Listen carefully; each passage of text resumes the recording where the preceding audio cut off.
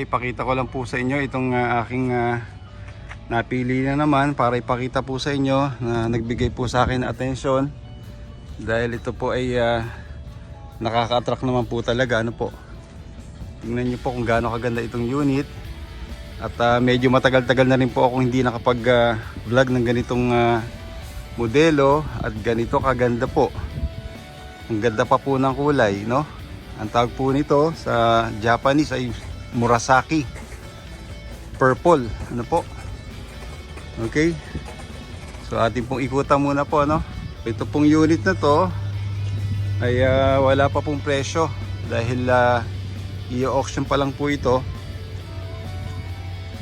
Sa malalaman po natin ito kung magkano mamaya, pero sigurado napakamahal po nito, ano? Pero sa ngayon hindi ko pa po mabibigay ang presyo nito sa inyo unless kami po ang pala rin na manalo.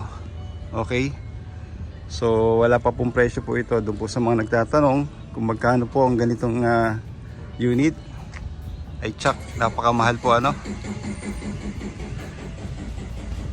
Okay, so ito po ang tsura nya, sariwan sariwa,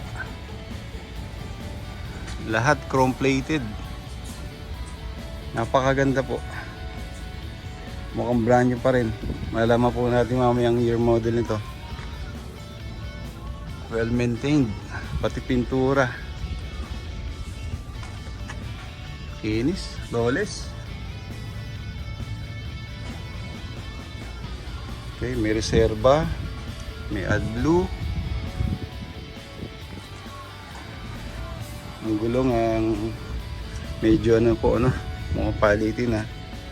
Medyo pudpud na, pero itong kabila medyo okay pa naman. Kinis, ganda. At naka-inline ng bisagra ng dump box sa chassis. Ayan po.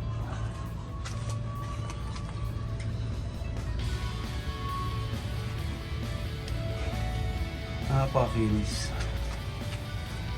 Ito po natin ang yun, no? Flat na flat. Wala pang alo ng side ng dump box.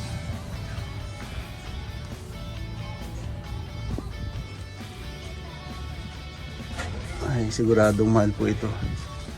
Napakaganda ng kondisyon.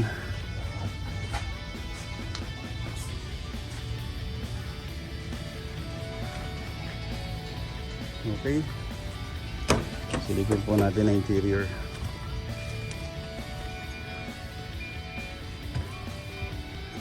Malinis.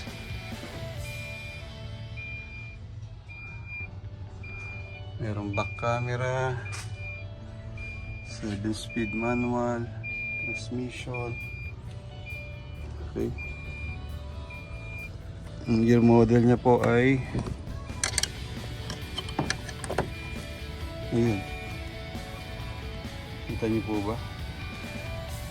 2016. Okay, so 8 taon pa lang po itong unit. Itong mileage nya, ang tinakbo ay 229,000. Ito po ay CXZ 77BT.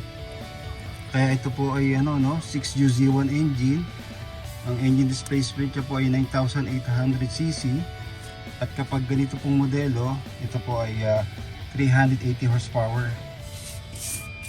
Okay, ito masyadong ano, no, nagagamit ng gusto. Okay, so ito natin ano, start ng engine. Pakinggan ng andar ng makina.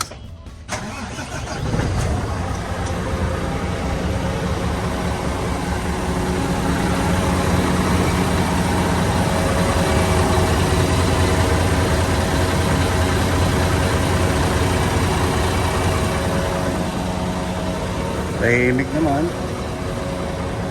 Revolution po natin.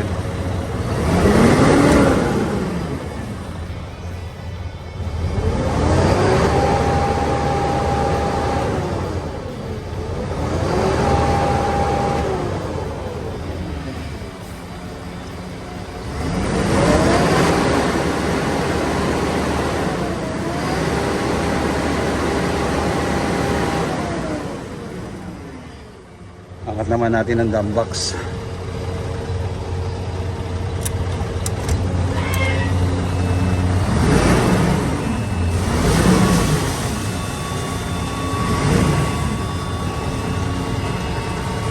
Yun lang. Palaka type po pala ito, no? Dahil doon nakaharap ang ano, no, ang hoist. So mas maganda po ito kung butterfly type na itong hoist ay dito nakaharap. Yun lang ang medyo ano, hindi attractive. Mas gusto po kasi ng mga client ang butterfly type para mas malakas, ano po. Sayang, palaka type pala. Hindi pa sayad ang ano, no, ang bugi sa chassis. Talagang sadyang makinis ang chassis, no, labas at loob. Yun lang. Ito po ay palaka type.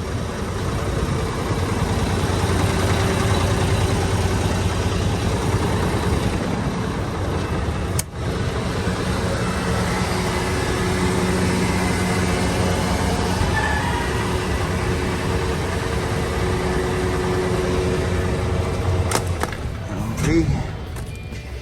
So yan po ang aking mabilis na sharing po sa inyo sa napakaganda pong unit na to.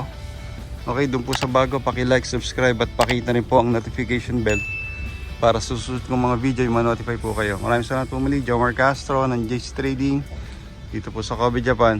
God bless you all. Sayonara.